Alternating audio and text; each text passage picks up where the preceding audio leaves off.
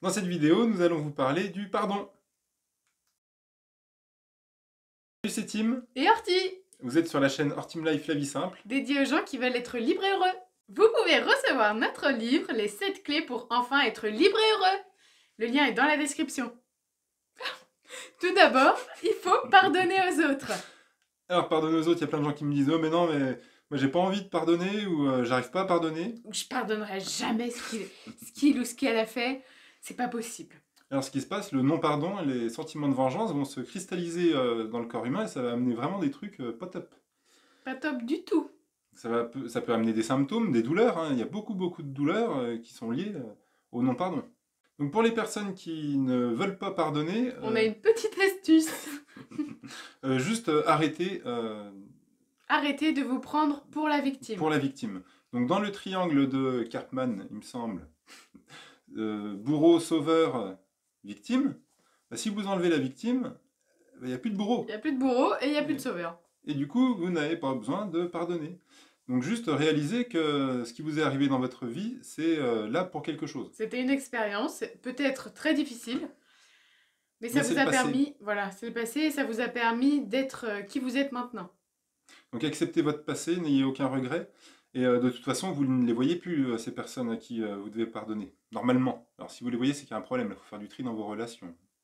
Accepter son passé, inconditionnellement. Tout ce qui s'est passé dans votre vie, ça vous a amené à qui vous êtes maintenant. Donc, est-ce que vous allez balader encore vos valises pendant Pendant très longtemps, vous vous arrêtez de les trimballer, vous vous asseyez sur le quai de la gare et vous réfléchissez à ce qui se passe. Alors, c'est simple, mais c'est pas facile. On n'a jamais dit que c'était facile. Hein. Mais dans la simplicité, juste en méditation, placez la personne à qui vous a fait du mal ou tout ça et dites-lui tout simplement je te pardonne. Ou écrivez-le. Si vous n'arrivez pas à le dire ou à le conscientiser, vous pouvez l'écrire. Vous pouvez même lui écrire une lettre avec toute la haine que vous avez. Ouais. Déchargez votre colère. Déchargez votre colère. On vous remet la vidéo. Juste là. Vous déchargez votre colère, vous écrivez tout ce que vous avez à écrire et puis vous brûlez cette lettre. Et voilà, ça vous permettra au moins vous d'être en paix par rapport à cette personne. Parce que les autres, ils s'en foutent hein, qu'on doive leur pardonner ou pas. Eux, ils vivent pareil. Hein, y a pas... Mais oui. Donc c'est vraiment quelque chose Qui nous appartient. qui nous appartient, qui ne devrait pas nous appartenir, mais bon, on se met ça sur les épaules. Alors pour toutes les personnes qui ont mal au dos, par exemple, hein, Voilà, vous avez une potentielle. piste de mise en lumière. Mais le plus important, c'est de se pardonner à soi-même. Pardonner tout ce que vous avez fait dans votre vie, bah, c'est juste. Il n'y a rien de bien, rien de mal. C'est parfait. Vous l'avez fait de toute Vous l'avez manière, fait. donc on ne peut pas changer. Donc arrêtez de culpabiliser. Pardonnez-vous. Tout ce que vous avez fait, bah, c'était là. Allez, on répète. Je me pardonne. Je me pardonne. Et j'arrête de culpabiliser. Il faut aussi accepter de ne pas accepter. Alors, la ruse est finaude.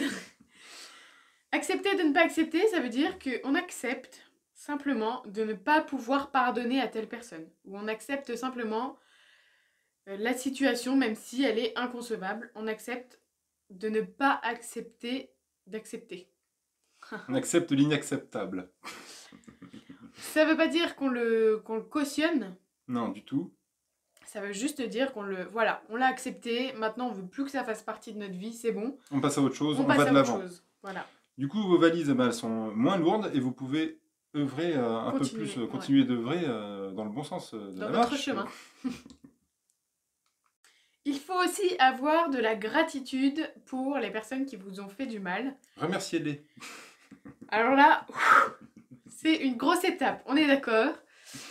Il faut les remercier. Encore une fois, ça vous a permis d'être qui vous êtes maintenant. Ça vous a permis d'arriver là où vous en êtes. Donc remerciez ces personnes.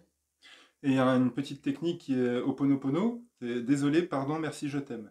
Donc dès que vous avez des pensées de haine ou de rancune ou je sais pas, de vengeance par rapport à quelqu'un, installez-vous confortablement et répétez simplement désolé, pardon, merci, je t'aime. Et répétez-le. Répète. Répétez-le autant de fois qu'il faut. Désolé, pardon, merci, je t'aime.